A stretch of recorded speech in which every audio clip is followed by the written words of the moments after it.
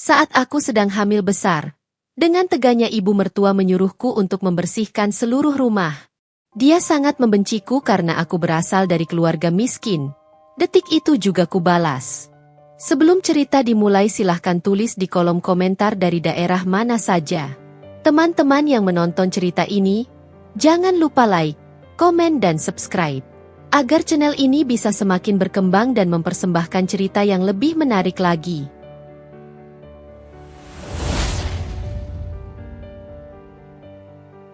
Sandra tumbuh di rumah yang tidak pernah benar-benar luas, tetapi selalu cukup.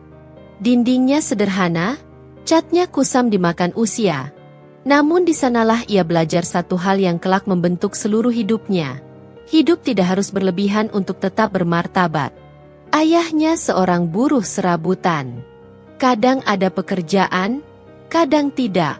Ibunya membantu dengan menjahit pakaian tetangga. Tidak ada tabungan, tidak ada perhiasan emas yang disimpan rapi di lemari. Yang ada hanya doa setiap malam agar esok masih ada nasi di meja makan. Sejak kecil, Sandra terbiasa menghitung. Menghitung uang belanja, menghitung sisa beras, menghitung jarak antara keinginan dan kemampuan. Namun ia tidak pernah merasa dirinya kekurangan sebagai sebuah aib. Ibunya selalu berkata, "Kita boleh miskin, tapi jangan sampai rendah di hadapan siapapun." Kalimat itu melekat lebih kuat daripada pelajaran apapun di sekolah. Sandra belajar mandiri lebih cepat dari anak-anak seusianya. Ia membantu ibunya, mencuci, menyapu, dan menjaga adik sepupunya ketika tetangga menitipkan.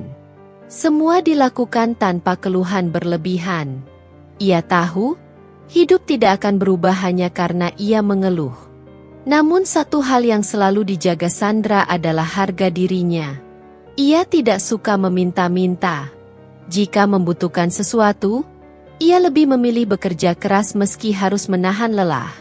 Bagi Sandra, kehormatan diri bukan tentang pakaian mahal atau rumah besar, melainkan tentang tidak menjual prinsip demi belas kasihan orang lain.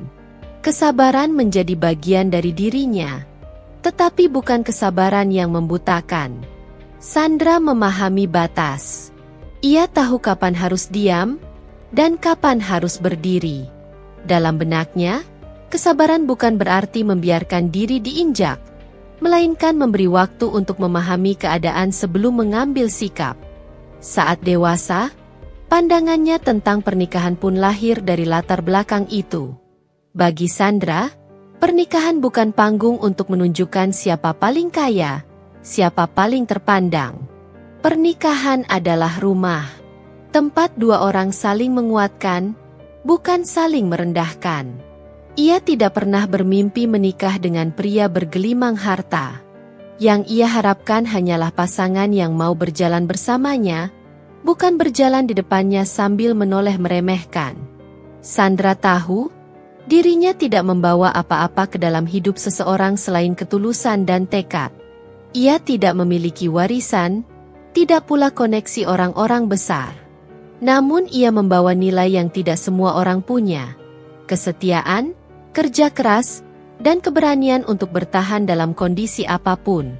Itulah sebabnya, ketika orang-orang di sekitarnya berlomba memoles diri agar terlihat layak, Sandra justru memilih menjadi dirinya sendiri. Ia tidak berpura-pura.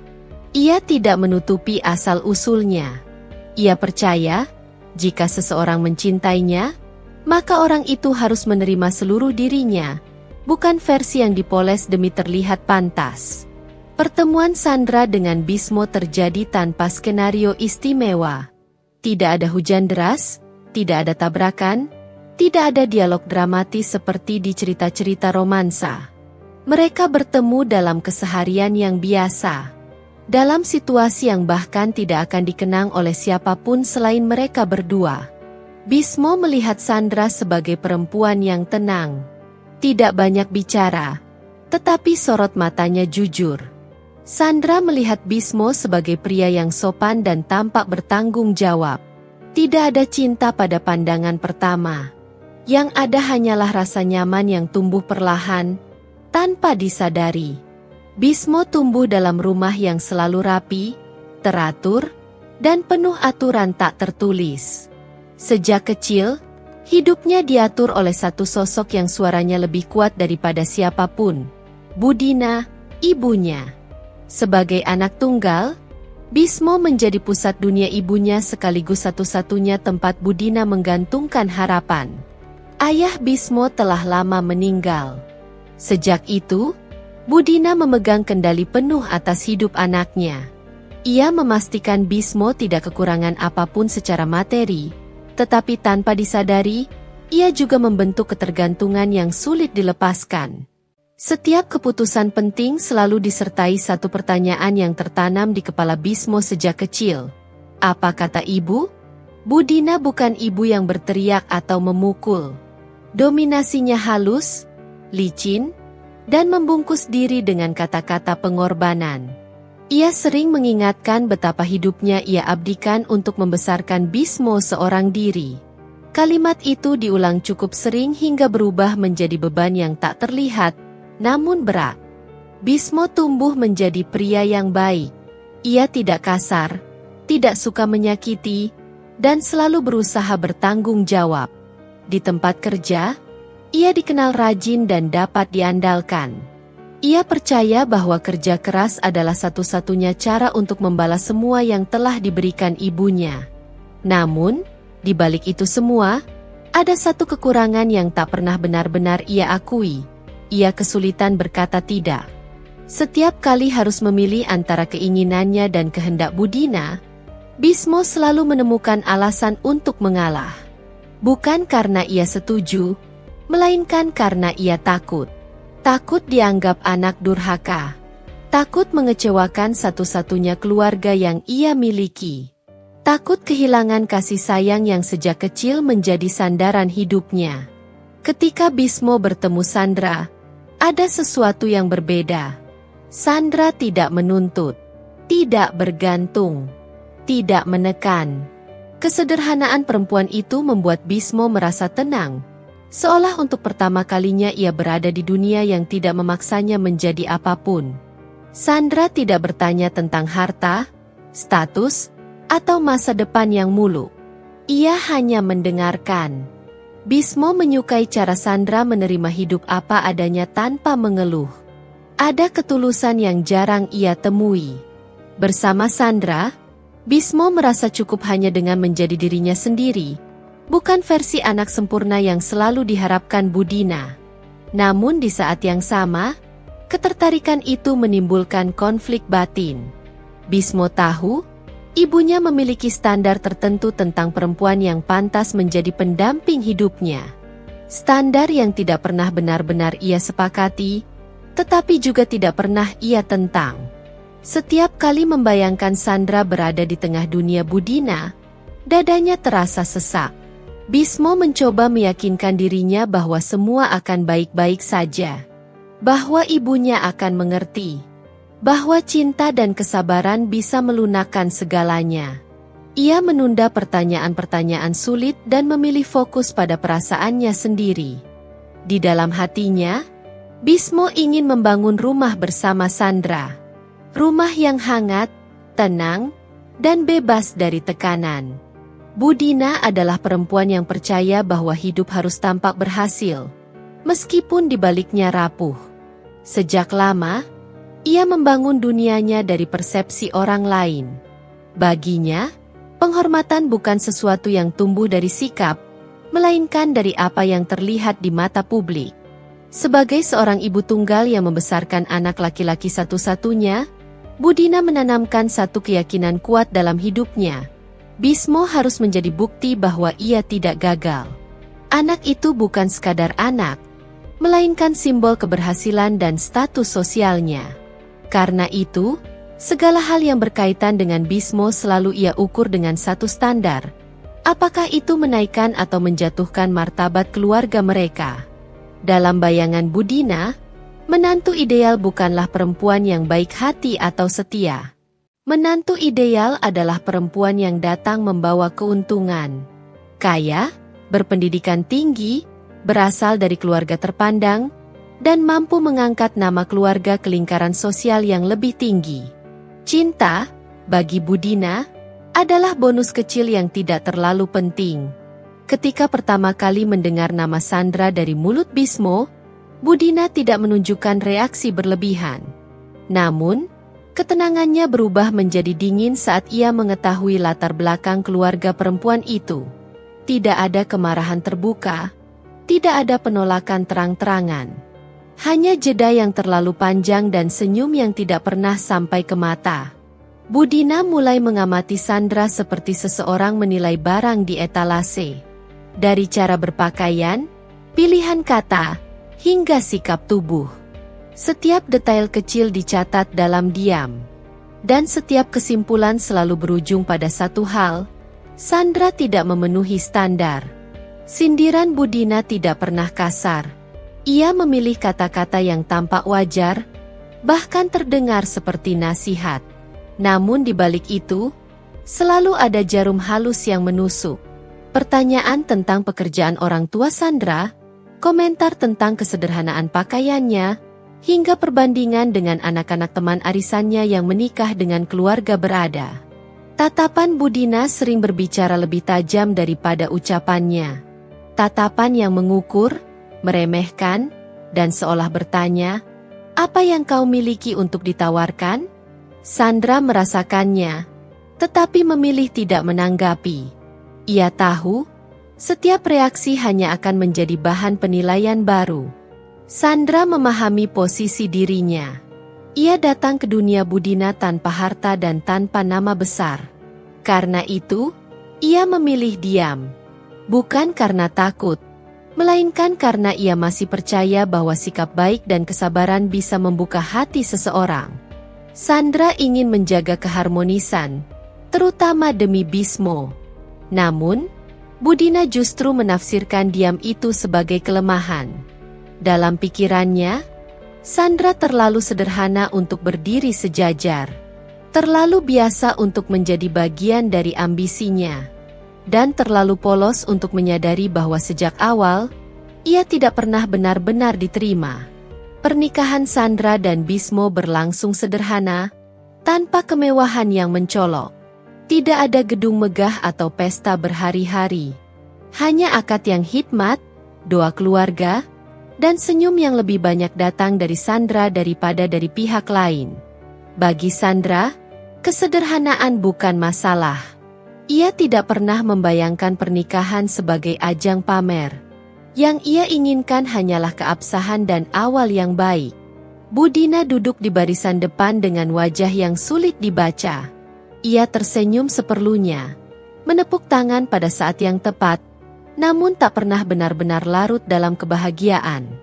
Dalam benaknya, pernikahan itu bukan kemenangan, melainkan kompromi yang terpaksa ia terima demi anaknya. Setelah resmi menjadi istri Bismo, Sandra melangkah masuk rumah mertuanya dengan niat yang tulus. Ia berjanji pada dirinya sendiri untuk menjadi menantu yang berbakti. Ia menyadari posisinya sebagai orang baru, dan memilih untuk menyesuaikan diri. Ia menyapa dengan sopan, membantu tanpa diminta, dan berusaha menjaga tutur kata. Budina tidak melarang. Ia juga tidak menyambut dengan hangat.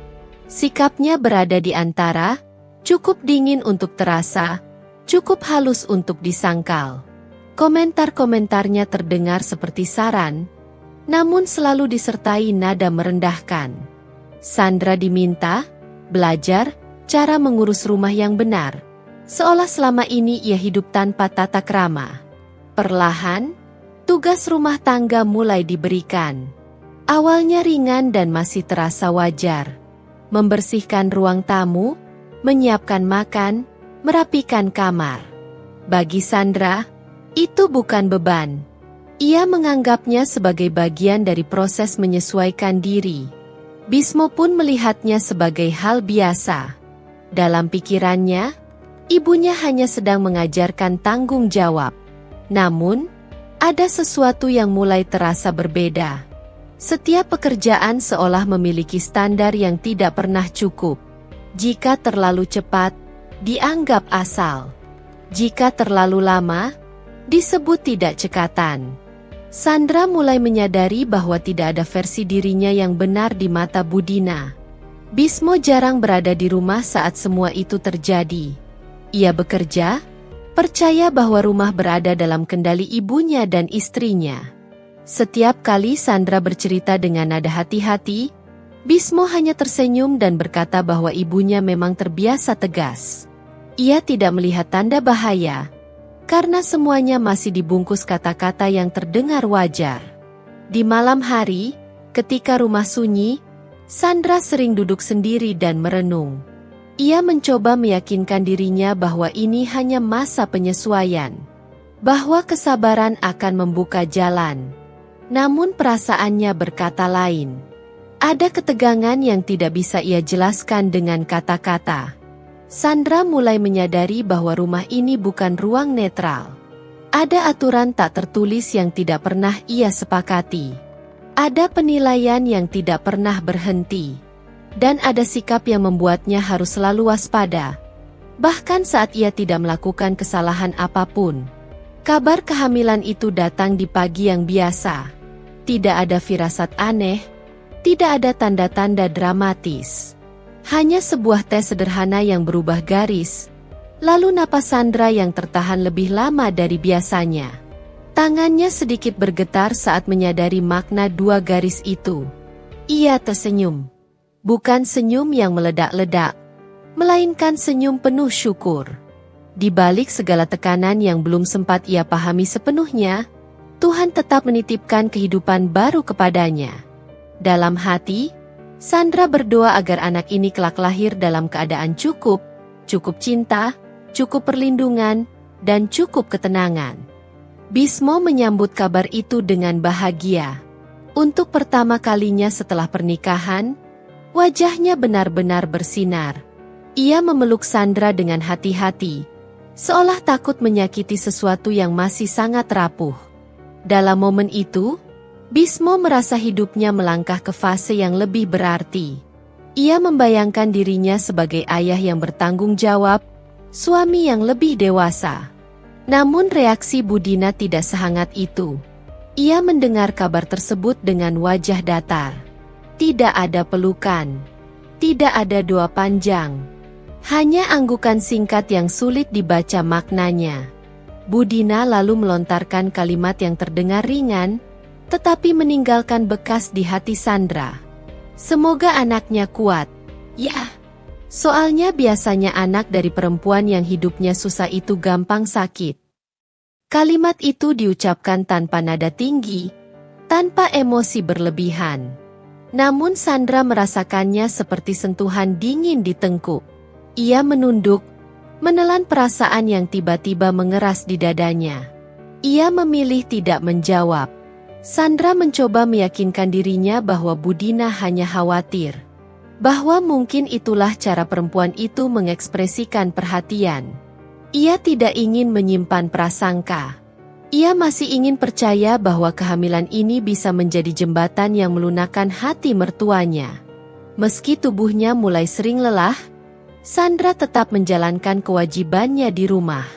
Ia bangun lebih pagi, menyiapkan sarapan, membersihkan rumah, dan memastikan semuanya terlihat rapi.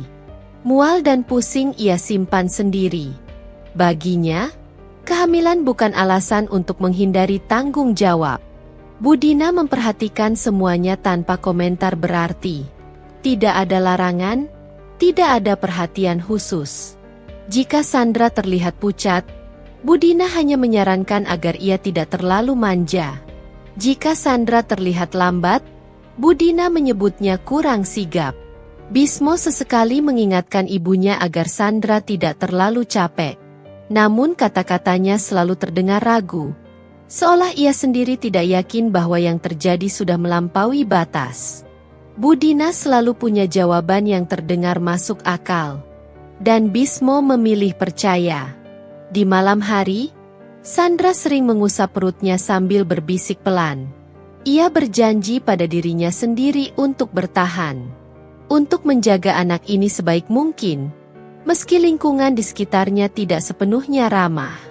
Ia tidak ingin anaknya lahir dalam kebencian. Konflik belum pecah. Semua masih tertahan di balik kata-kata sopan dan sikap yang terlihat wajar.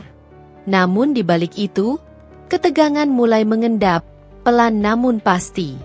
Sandra merasakannya. Seperti awan gelap yang belum menurunkan hujan, tetapi jelas membawa badai. Kehamilan itu seharusnya menjadi kebahagiaan. Namun bagi Sandra, ia juga menjadi ujian awal. Tentang seberapa jauh kesabaran bisa bertahan ketika rasa hormat tidak pernah benar-benar diberikan. Rumah itu sebenarnya tidak berubah. Dindingnya tetap kokoh, lantainya tetap dingin, dan perabotannya tetap tertata rapi seperti biasa. Namun bagi Sandra, rumah itu perlahan terasa semakin luas, semakin melelahkan, dan semakin sunyi. Seiring bertambahnya usia kehamilan, tubuh Sandra mulai menuntut perhatian. Punggungnya sering terasa nyeri, kakinya mudah bengkak, dan napasnya tidak lagi sepanjang dulu. Namun Budina seolah tidak melihat perubahan itu. Justru sebaliknya, tugas-tugas rumah mulai bertambah. Tidak lagi sekadar membersihkan ruang tamu atau menyiapkan makan. Kini Sandra diminta mengelap lemari tinggi, membersihkan gudang, mencuci tirai besar, dan merapikan barang-barang lama yang jarang disentuh. Semua dilakukan sendirian, tanpa bantuan. Budina selalu menyebutnya sebagai latihan agar Sandra terbiasa mengurus rumah dengan benar. Sandra tidak langsung menolak. Ia mencoba membagi tenaga, mengatur waktu, dan menahan rasa tidak nyaman. Setiap kali harus berhenti sejenak untuk duduk, ia merasa bersalah, seolah istirahat adalah bentuk kemalasan. Ia berusaha membuktikan bahwa dirinya mampu, bahwa kehamilan bukan alasan untuk dianggap tidak berguna. Bismo jarang menyaksikan langsung kondisi itu. Ia pergi pagi dan pulang saat sebagian besar pekerjaan sudah selesai. Yang ia dengar hanyalah laporan singkat dari ibunya, bahwa rumah tidak pernah benar-benar rapi, bahwa Sandra terlalu sering beristirahat, bahwa pekerjaan sederhana selalu membutuhkan waktu lama. Budina menyampaikan semuanya dengan nada tenang dan logis. Tidak ada makian, tidak ada emosi berlebihan. Kalimat-kalimatnya terdengar seperti keluhan seorang ibu yang hanya ingin rumahnya terurus. Dan Bismo, tanpa niat buruk, mulai menyimpan keraguan kecil di hatinya. Sandra merasakan perubahan sikap itu. Tatapan Bismo tidak lagi sepenuhnya hangat. Tegurannya mulai terdengar, meski masih lembut. Ia diminta lebih cekatan, lebih tangguh, lebih memahami peran sebagai istri. Sandra mendengarkan tanpa membela diri. Ia tahu, penjelasan apapun akan terdengar seperti alasan. Budina semakin sering melontarkan komentar terselubung. Tentang perempuan yang terlalu dimanjakan. Tentang kehamilan yang dijadikan tameng.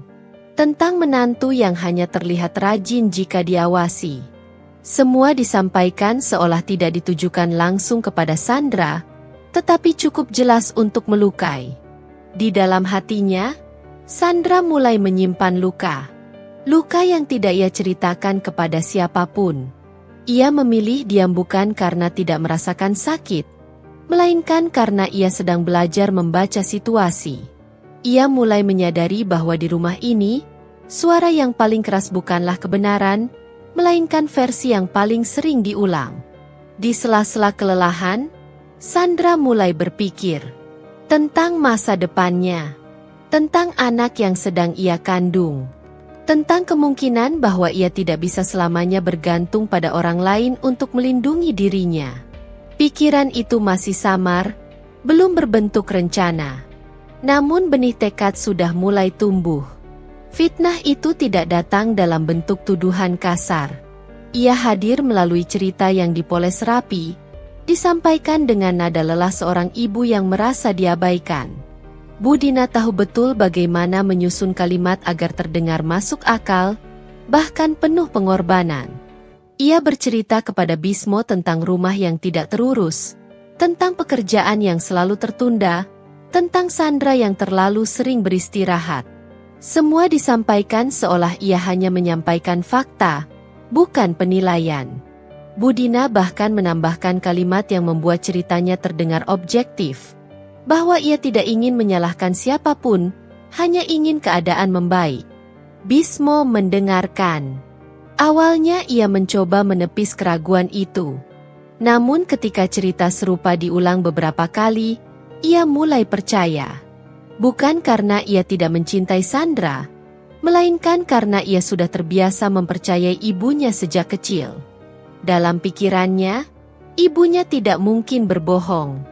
Malam itu, Bismo menegur Sandra. Nada suaranya masih terkendali, tetapi kata-katanya tajam. Ia meminta Sandra lebih bertanggung jawab, lebih memahami peran sebagai istri, dan tidak terlalu bergantung pada kondisi kehamilan. Sandra terdiam. Ia mencoba menjelaskan dengan hati-hati, namun penjelasannya dipotong. Bismo tidak benar-benar mendengar. Ia sudah datang dengan kesimpulan. Untuk pertama kalinya sejak menikah, suara mereka meninggi. Bukan teriakan, melainkan nada kecewa yang lebih menyakitkan. Sandra merasa seolah semua yang ia lakukan tidak pernah cukup. Bahwa kerja kerasnya tidak terlihat. Bahwa kelelahan dan rasa sakitnya dianggap sebagai alasan. Setelah percakapan itu berakhir, Bismo keluar kamar tanpa menoleh. Sandra duduk sendirian di tepi ranjang. Tangisnya pecah perlahan, tertahan agar tidak terdengar siapapun. Ia menangis bukan hanya karena ditegur, tetapi karena merasa tidak dipercaya. Malam itu, Sandra merasa benar-benar sendiri dalam pernikahannya. Ia berada di rumah orang lain, menikah dengan pria yang ia cintai, namun tidak memiliki satupun tempat untuk bersandar. Ia menyadari bahwa cinta saja tidak cukup jika tidak disertai keberanian untuk berdiri di pihak yang benar. Dalam keheningan itu, pikiran Sandra mulai beralih. Ia memikirkan masa depan anaknya. Tentang bagaimana ia bisa melindungi dirinya jika keadaan semakin tidak adil. Tentang ketergantungan yang selama ini ia anggap wajar, namun kini terasa berbahaya. Sandra mulai memahami satu hal penting. Tanpa kemandirian, ia akan selalu berada di posisi yang lemah. Pikiran tentang kemandirian finansial muncul bukan sebagai ambisi, melainkan sebagai kebutuhan. Ia belum tahu bagaimana caranya. Ia belum memiliki rencana. Namun tekad itu mulai terbentuk. Malam itu, sambil mengusap perutnya yang semakin membesar, Sandra berjanji pada dirinya sendiri. Ia tidak akan membiarkan anaknya tumbuh dalam lingkungan di mana ibunya selalu disalahkan dan tidak pernah didengar. Hari itu dimulai seperti hari-hari sebelumnya, dengan daftar pekerjaan yang tidak pernah terlihat habis. Namun kali ini, Bu Dina menyebutkannya dengan nada yang berbeda, lebih dingin, lebih tegas, seolah tidak memberi ruang untuk penolakan. Sandra diminta membersihkan seluruh rumah. Bukan sekadar menyapu atau mengepel, melainkan memastikan setiap sudut terlihat sempurna. Dari lantai atas hingga gudang belakang. Dari dapur hingga kamar tamu yang jarang digunakan. Semua harus selesai hari itu juga. Sandra ingin menolak. Tubuhnya terasa berat sejak pagi. Kepalanya sering berkunang, dan perutnya terasa mengeras lebih sering dari biasanya. Namun tatapan Bu Dina membuatnya mengurungkan niat itu. Tatapan yang seolah berkata bahwa kehamilan bukan alasan. Sandra bekerja perlahan, menahan napas setiap kali harus membungkuk. Tangannya gemetar saat memeras kain pel. Sesekali ia berhenti, bersandar pada dinding, mencoba mengatur napas. Keringat dingin mengalir di pelipisnya. Namun tidak ada satupun yang memperhatikan. Ketika pandangannya mulai mengabur dan langkahnya goyah, Sandra hampir terjatuh. Ia berpegangan pada meja untuk menahan tubuhnya sendiri. Tidak ada yang datang. Tidak ada yang bertanya. Rumah itu sunyi. Seolah penderitaannya tidak memiliki saksi. Bu Dina muncul beberapa saat kemudian, bukan untuk membantu, melainkan untuk menegur. Ia menatap Sandra dari ujung kepala hingga kaki, lalu melontarkan kalimat yang membuat dada Sandra sesak. Perempuan dari keluarga susah memang begitu. Baru disuruh kerja sedikit saja sudah kelihatan rapuh. Kalimat itu menghantam lebih keras daripada rasa lelah. Sandra berdiri tegak, menahan air mata yang ingin tumpah. Bukan karena hinaan itu benar, melainkan karena ia menyadari sesuatu yang pahit, bahwa di mata Budina, dirinya tidak akan pernah cukup, sekeras apapun ia berusaha. Bismo tidak ada di rumah hari itu.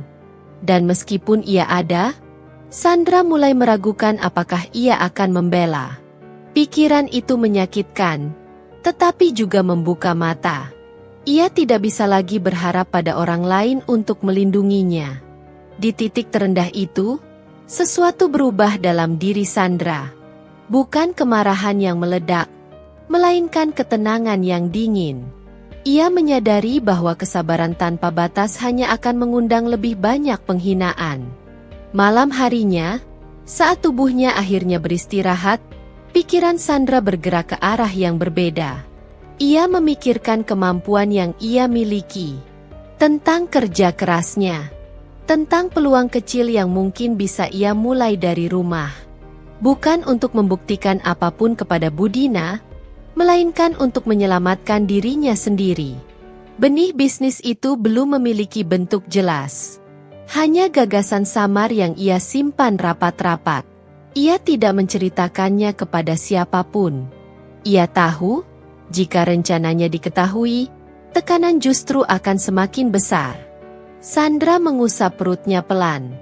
Ia berjanji dalam hati, bahwa anak ini tidak akan tumbuh dengan melihat ibunya diinjak tanpa perlawanan. Ia mungkin masih berada di rumah orang lain hari ini, tetapi di dalam dirinya, Sandra sudah mulai membangun fondasi hidup yang baru.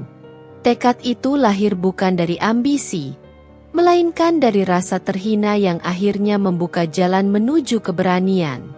Perubahan dalam diri Sandra tidak terjadi dengan suara keras.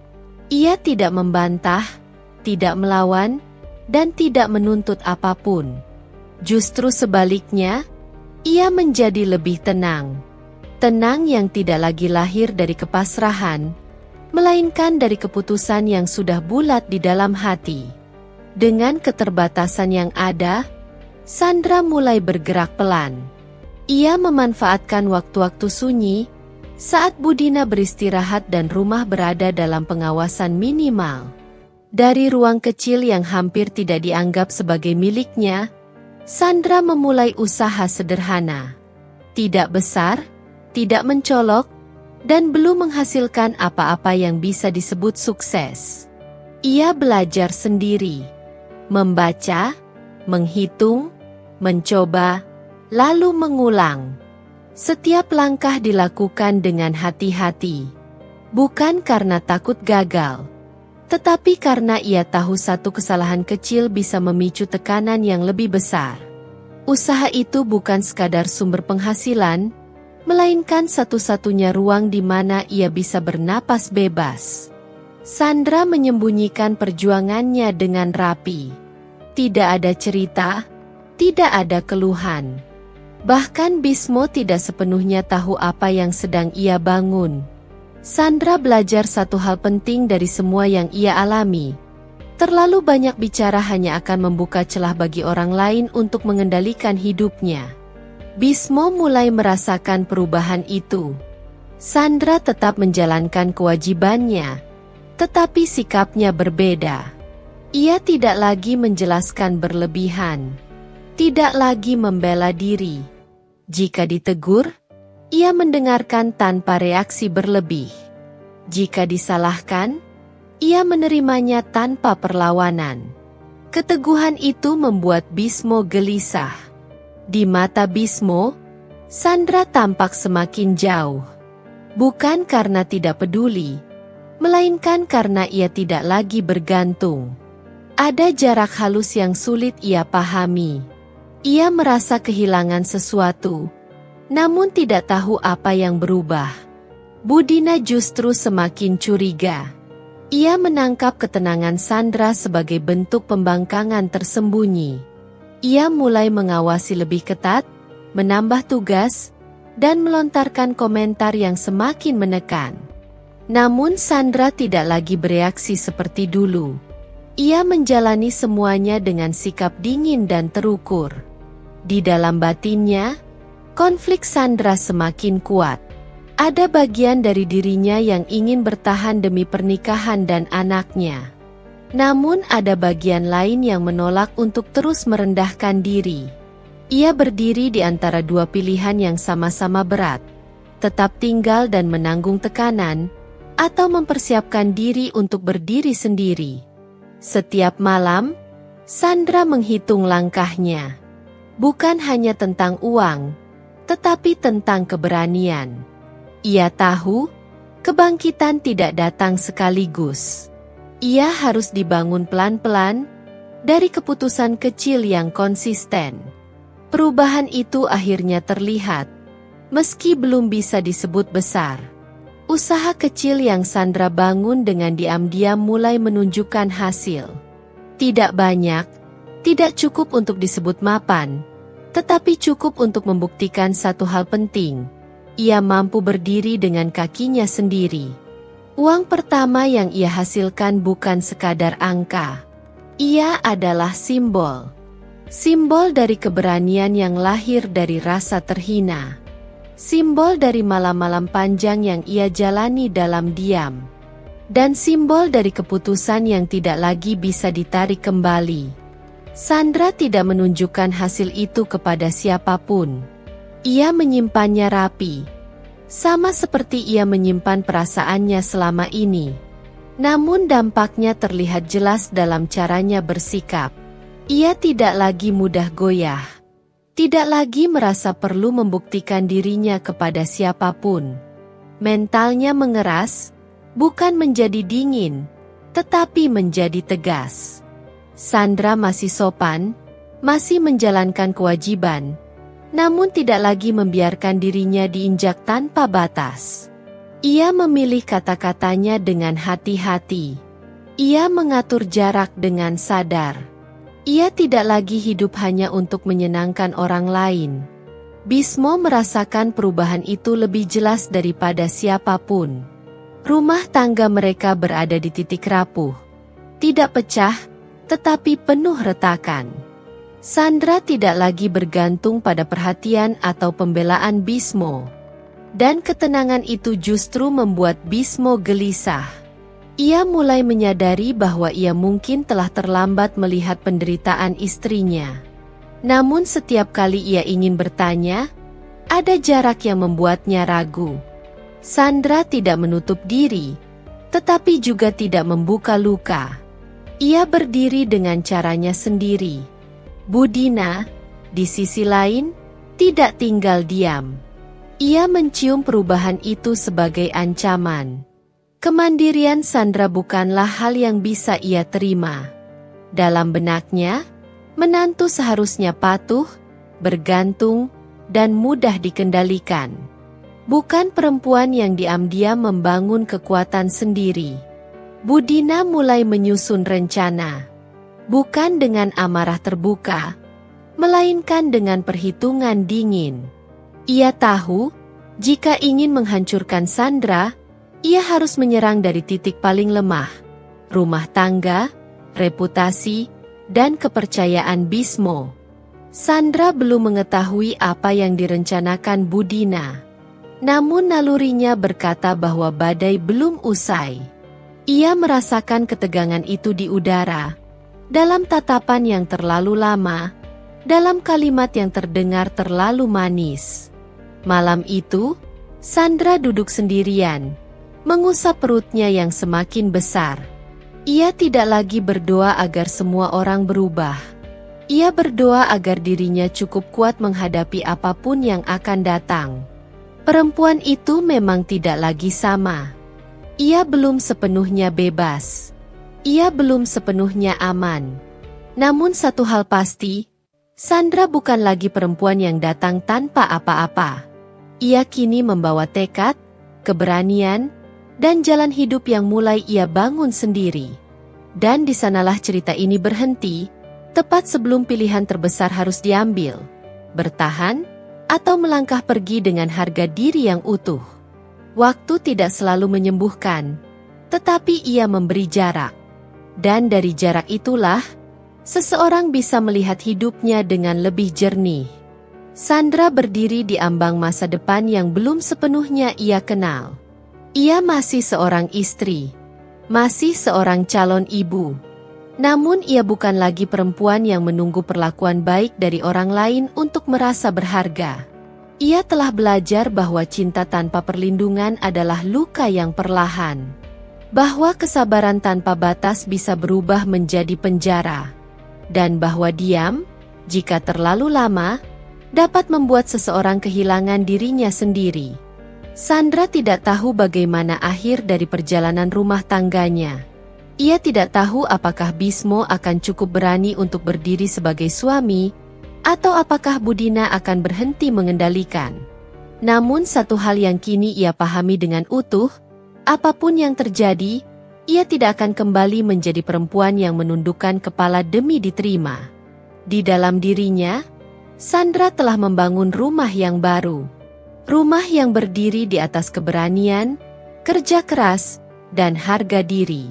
Rumah yang tidak bisa dihancurkan oleh hinaan, fitnah, atau penolakan siapapun. Dan di sanalah ia melangkah ke hari esok. Tidak dengan teriakan, tidak dengan balas dendam, tetapi dengan keteguhan seorang perempuan yang akhirnya memilih dirinya sendiri. Kesabaran adalah kekuatan, tetapi ia memiliki batas. Ketika kesabaran digunakan orang lain untuk merendahkan, maka yang harus dijaga bukan lagi hubungan, melainkan harga diri. Cinta yang sehat tidak membuat seseorang merasa kecil. Keluarga yang benar tidak menutup mata saat salah satu anggotanya terluka. Dan pernikahan bukanlah alasan untuk mengorbankan martabat diri. Bangkit tidak selalu berarti melawan dengan suara keras. Kadang, bangkit adalah tentang membangun kekuatan dalam diam, menyiapkan jalan keluar dengan kepala dingin, dan memilih untuk tidak lagi tunduk pada ketidakadilan. Untuk setiap perempuan yang pernah diremehkan karena latar belakangnya, dihakimi karena kesabarannya, atau disalahkan karena diamnya, ingatlah satu hal. Anda berhak dihormati, bukan diuji tanpa henti. Dan ketika dunia tidak memberimu tempat yang aman, bangunlah tempatmu sendiri.